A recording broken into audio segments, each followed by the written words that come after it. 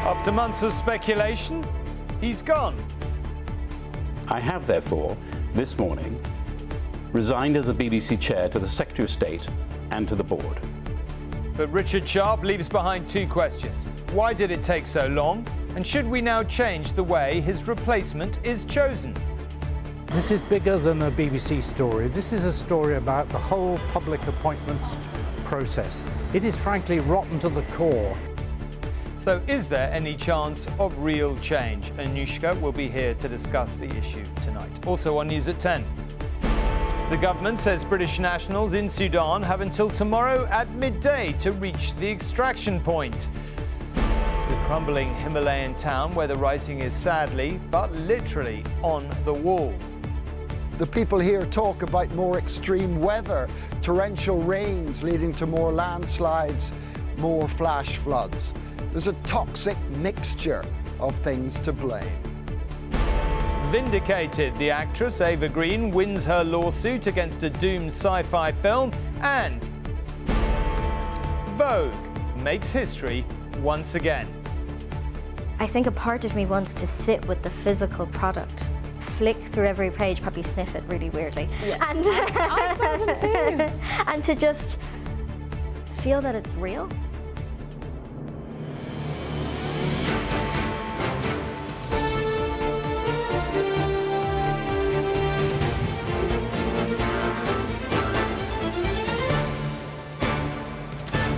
This is ITV News at 10 with Tom Bradby. Good evening. As the crisis engulfing the BBC and its soon-to-be former chairman, Richard Sharp, has played out, it's hard not to be reminded of that old adage. It's not what you know, it's who you know. Who Mr. Sharp knew, namely former Prime Minister Boris Johnson, and his failure to make known the fine details of their relationship, specifically his role in helping Mr. Johnson secure a loan of a mere £800,000, resulted in his resignation today. Falling on his sword spared another of his contacts, the current PM, the job of sacking him. Rishi Sunak must now head up the task of replacing Mr. Sharp. But should that really be his decision? Gary Lineker, who does seem to have got something of a taste for testing his bosses, said it should not be. And he's far from alone. Before the process has even begun, it's controversial. It's an organisation that usually reports on what's happening across the country and world. But in recent months, the BBC has had to turn its focus inwards.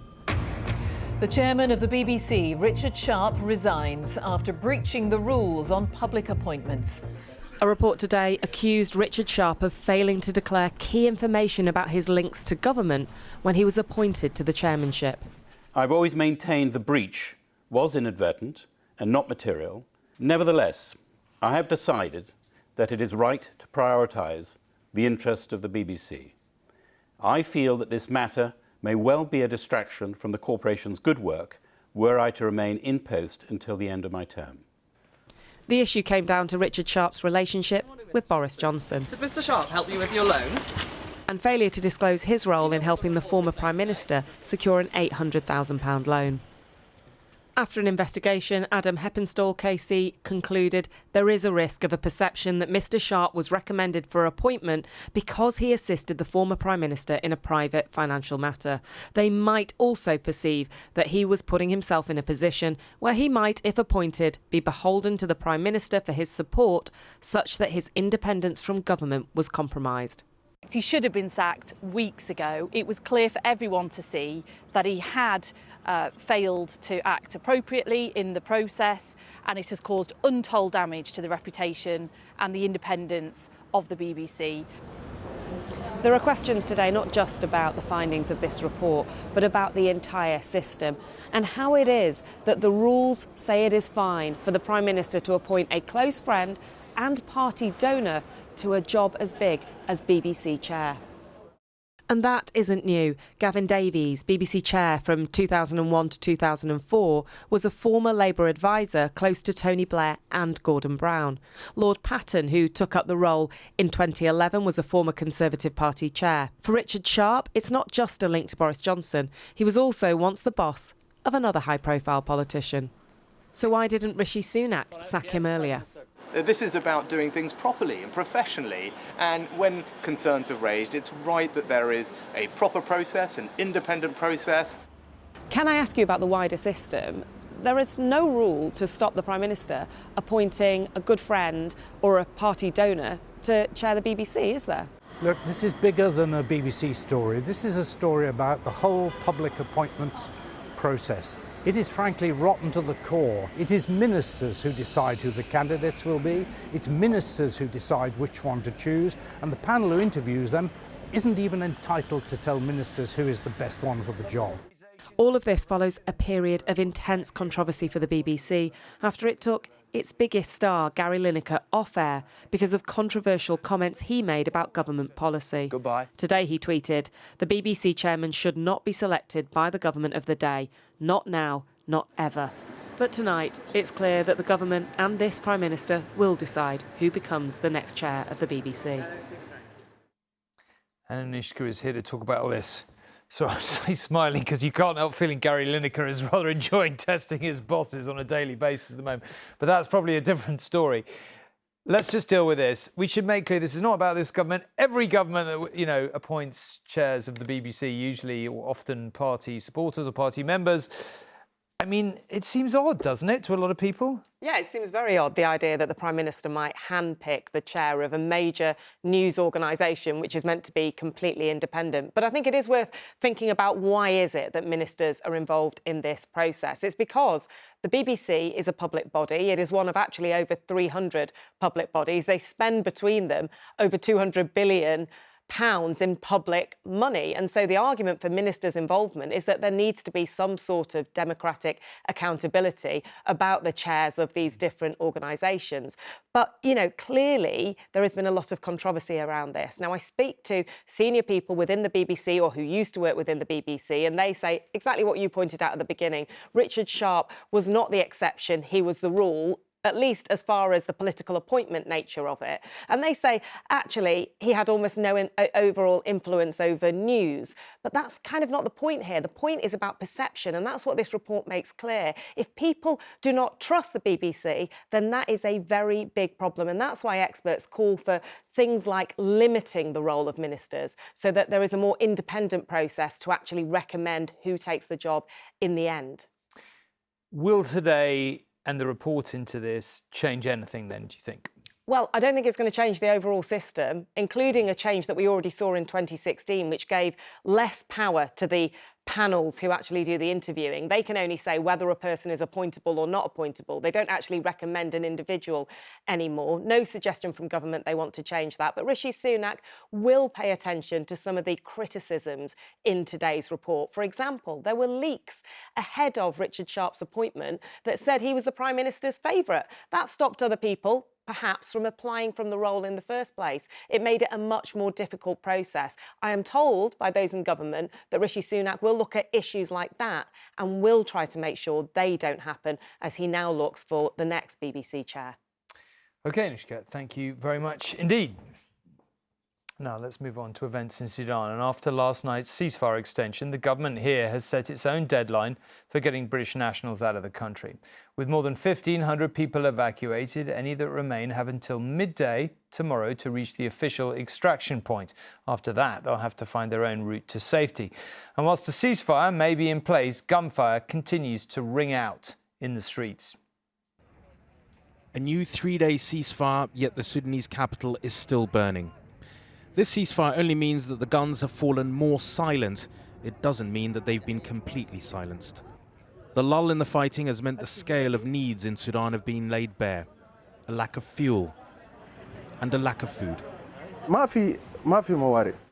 There are no supplies, this man said. We are not receiving new goods, no flour. There is nothing coming in. Foreign nationals, including British citizens, continue to flee any way they can, not just through the RAF flights taking off from a base close to the Sudanese capital, but also by boat through Port Sudan. Evacuees continue to arrive here in Djibouti as well, brought by the Canadian government. Hadil Maktuba Jaib was rescued along with her young daughter. How was it trying to get out of the city? It was very difficult, very sadful, situation is very disaster.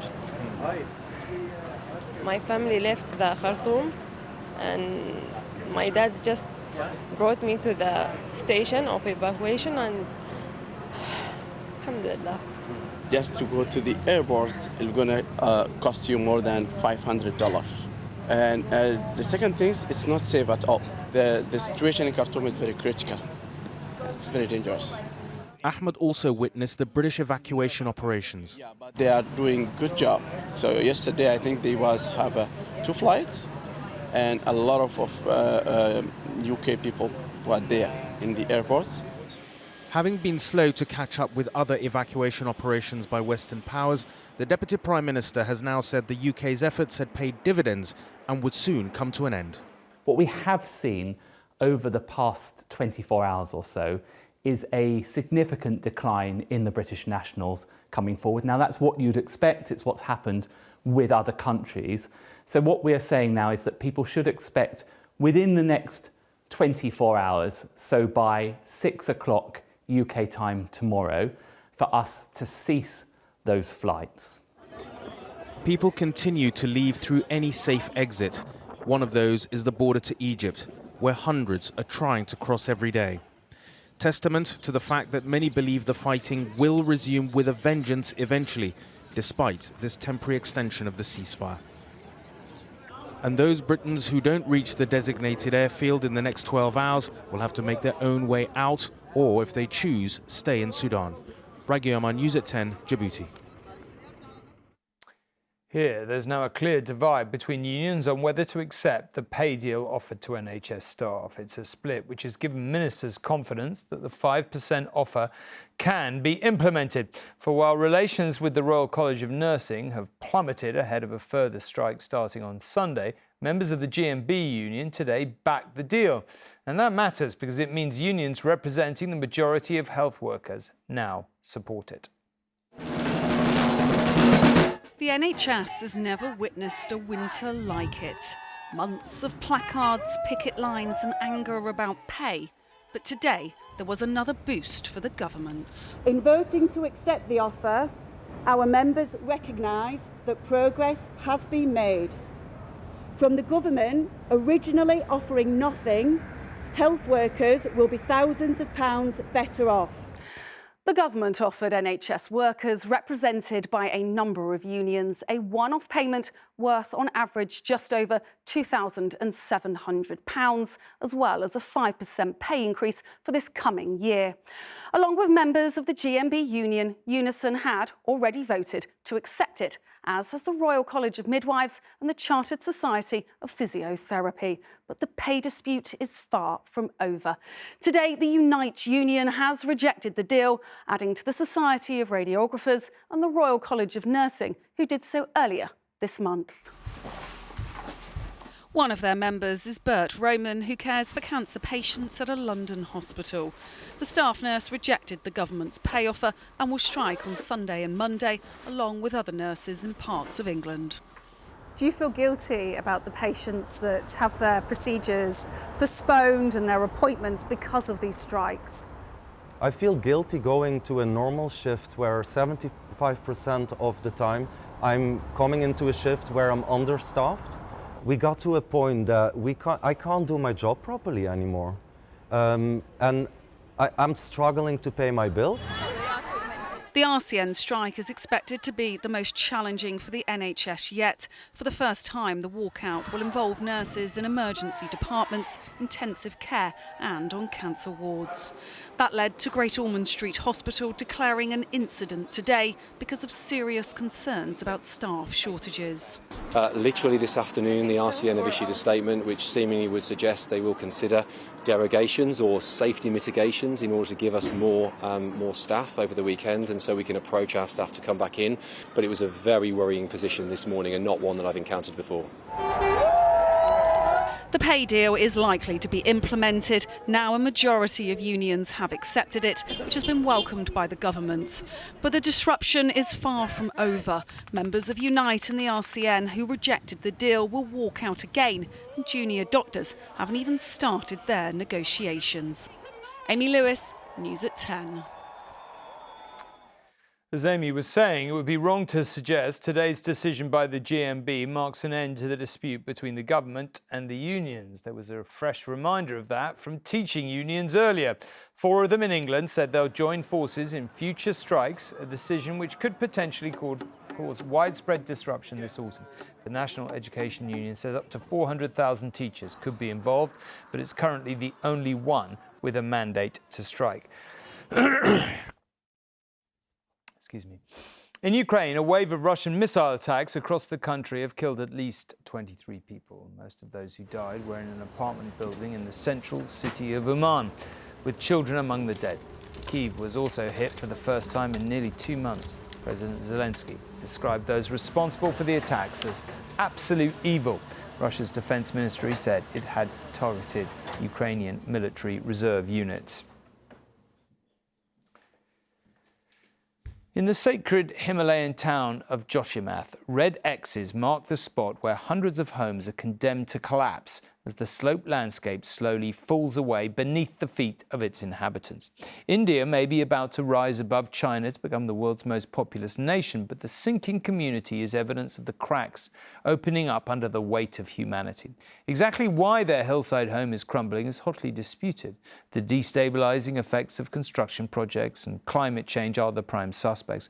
Whatever the truth, though, is the mistakes of the past are debated. When it comes to Joshimath's future, the writing is quite literally on the wall. Given India's population, getting away from it all is not easy, but the foothills of the Himalayas have traditionally offered that possibility. The scenery is majestic, but this landscape is fragile, a fact underlined by the slow death of the most important town up here, a place that's away from it all no longer. In Joshimath, the cracks first appeared in November 2021. Today, more than 900 buildings are falling apart. A quarter of homes are condemned. Hundreds of the town's people have had to move into hotels. During the day, many return to their fractured houses because of the ties that bind. Some don't dare go inside and position themselves for a quick getaway should this slow-motion disaster suddenly speed up. The probable causes range from insufficiently regulated development projects, including blasting, to the effects of climate change. The people here talk about more extreme weather, torrential rains leading to more landslides, more flash floods. There's a toxic mixture of things to blame. Pavitra helped build the house that she, her husband and their 3 children were forced to abandon in January. It bears the red X, which means it's condemned to never being her home ever again. Considering the condition of the house, we don't have a future here. I'm worried about my children and their education. But right now I feel traumatized by my cracked home and the broken ground beneath it. Joshimath's history dates back to the 8th century. It's a tourist attraction and a strategic asset, just 60 miles from the Tibetan border and the Chinese soldiers stationed there. Every day, residents stage protests to try to persuade the Indian government to act quickly to save their town. The situation is so grave. If this time they don't take some action or strict action against all these things, then we are losing a town which is very historic, which is culturally very rich. The situation here looks more precarious by the day. The threat of the town's collapse is a constant one. It may have a storied past, but probably not much of a future. John Irvine, News at 10, Joshimath, Northern India. In most circumstances, a delayed delivery is at worst an inconvenience, but for anyone waiting their arrival of vital medication, it can be critical. Well, we've heard from patients awaiting deliveries by Sciences, a company paid millions a year by the NHS to supply medication. Left without their drugs because of some lengthy delays, they say they've suffered terrible physical and mental consequences. And on top of that, the failures are putting extra pressure on an already strained NHS. I basically didn't have use of one of my hands. My fingers were so swollen. I was in a lot of pain. Sam Brown relies on the company that delivers the drugs that help her to live with arthritis. When she doesn't have regular injections, the results can be devastating. I also experience really bad fatigue and brain fog. So basically it means that I can't function. And that's what happened when recently one of her deliveries was delayed by a month. She's back on the right drugs now, but still living with some of the symptoms. Now I'm in a situation where we no longer know if the drugs that had been keeping my arthritis in remission are working. Potentially we're going to have to rethink my treatment plan. And this is all because of scientists not delivering my medicine when they should have. Sciences is a company contracted by the NHS to deliver vital medicines to people with long-term health conditions. After being placed into special measures 2 years ago by the health regulator, it has since been rated as good. But that's not a word 23-year-old Jacob would use. How can I trust a company with my life if I can't even, trust them to get a delivery to me? Jacob has a bowel disease called Crohn's. In February, his medication was delivered 4 days late and he's still suffering physical side effects. Sciences wrote to Jacob to apologise for that, but on the day we visited, it got worse. 12 days until I'm due to inject and they've closed my account entirely, which is just bringing my worst nightmares to truth. Jacob says he was told on the phone that his account had been deleted. Sciences told us today the account was still open and that Jacob has now had his latest delivery. But the anxiety and stress it's caused him is taking a visible toll.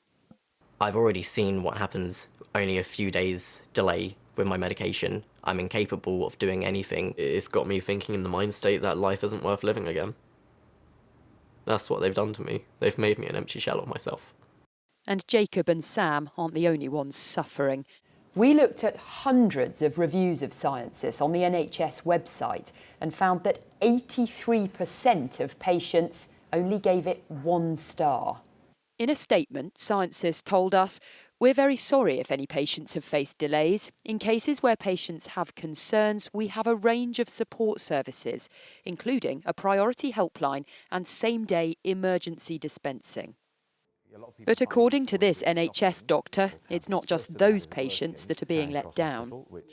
How much strain is this putting on the NHS? This puts a strain on the NHS that the NHS really doesn't need at the moment. People in the clinical team, nurses, NHS administrators that should be doing other things to deliver people's care are now being tied up chasing a delivery company. The Care Quality Commission is now considering whether to take further regulatory action against Sciences, a company that continues to cause pain, stress and worry to the people it's supposed to support. Chloe Keedy, News at 10. New guidance issued today for grassroots sports clubs says that anyone who suffers a suspected concussion shouldn't return to action for at least 21 days. Following a consultation, the government says that any athlete suspected of suffering a concussion should be removed from the field of play immediately. Players, parents and coaches are being asked to make sure they know the signs of concussion and know what to do if anyone suffers an injury. As the sharp-witted but ultimately flawed Vesper Lynd in Casino Royale, Ava Green earned her place in the hearts of James Bond fans. The doomed sci-fi production A Patriot may not ever have proved such a hit, but it certainly made headlines. The film was cancelled, and today, at the end of a bitter court battle, Green was awarded $1 million fee for it. Vindicated, the actress said her reputation had been upheld in the face of bully boy tactics. It's a plan. I got the impression we were risking millions of dollars and hundreds of lives on a game of luck. What else can you surmise, Mr. Bond? Ava Green made her name starring alongside Daniel Craig as Vesper Lynd in the Bond film Casino Royale. The French actress took centre stage at the High Court in January over an abandoned sci-fi film about climate change. Today, Judge Mr. Justice Michael Green ruled she was still entitled to her $1 million fee and dismissed a counterclaim by the production company White Lantern Films and its financial backers.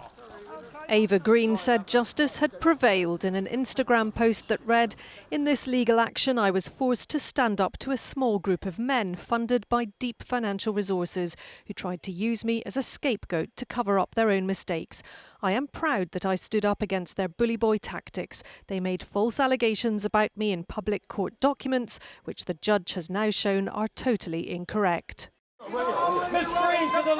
During the 11-day trial, White Lantern Films had attempted to portray Green as a diva who made excessive creative and financial demands and had tried to sink the production. But the judge said she didn't renounce her obligations or commit any repudiatory breaches of it. It is quite common that the producers like to place the blame or like to defer the blame away from themselves. But ultimately, if you're going to make a film, you need to have the money to make a film. And it's incredibly frustrating when production companies fold and try and find a little way around it that basically puts the blame on our members, who are ultimately just turning up to do a job and be engaged in a film that they would hope would be able to pay them for that work that they've done. You were a beautiful boy. The Hollywood stars described the legal process as painful and damaging. White Lantern Film and SMC Speciality Finance say the suggestion their legal action was motivated by or represented gender-based bullying is completely unwarranted, and they're considering whether to appeal. Martha Fairley, News at 10. The Prince and Princess of Wales made their first visit to Aberfan today. The Welsh village was the site of the tragic 1966 landslide in which 144 people were killed, including 116 school children. It was said to be an emotional visit for Prince William and Kate, who met a survivor of the disaster and went to the Aberfan Memorial Garden. There were also lighter moments during the visit, though. Among the cheering crowds was one-year-old Daniel, who cheekily pinched the Princess of Wales's handbag. He was allowed to play with it for a few minutes before the item was eventually returned to its rightful owner. And finally, over the course of its 130-year history, royalty and Hollywood stars have been among those to grace the cover of Vogue magazine, the Princess of Wales and Ava Green, to name but two. In that time, there have been revolutions in style and culture. Now British Vogue is reframing fashion again with 5 disabled cover stars, among them consulting editor Sinead Burke, who lives with dwarfism. She told us of her pride at being involved in the edition, but said on the issue of representation, there's still work to do. It's a magazine that's influenced fashion and culture for more than a century. Back then, the editor dedicated it to the ceremonial side of life. Except it was never dedicated to the life of those living with disabilities until now, as British Vogue is releasing special editions featuring disabled models like Sinead Burke. I'm really proud to be part of this issue. But to also be in the room in which decisions were made is truly remarkable. But remarkable only in the fact that it is progress and that there is still so much more work to do. What impact would it have had on you as a child if you saw someone who looked like you on the front cover of Vogue? When I was in my teenage years, I would have done anything to see that representation. And I think about younger and older generations who may, for the first time, lower the volume of the voice in their head that tells them that they're not good enough. It asks a broader question. Visibility is much needed. We need systemic change. We need things that are not just moments, but are part of the consistency and the fabric of the world we live in. And this is how she hopes that'll happen, in a campaign that aims to get adaptive clothing on the same racks as some of the biggest brands, with editions of the magazine available in Braille for the first time too. As a disability majority team that worked on this project, that brought it to life from digital accessibility to making it available in Braille for the first time, for there to be an audible version, for us to have multiple disabilities. And I think a part of me wants to sit with the physical product, flick through every page, probably sniff it really weirdly. Yeah. And I smell them too. And to just feel that it's real. The focus of these new editions is to bring beauty and accessibility together, hoping to change what the world of modelling looks like so that this version includes everyone. Sangeeta Lal, News at 10. And that's it for tonight. Have a really fantastic bank holiday weekend. I will see you next week. For now, good night. Thanks for watching.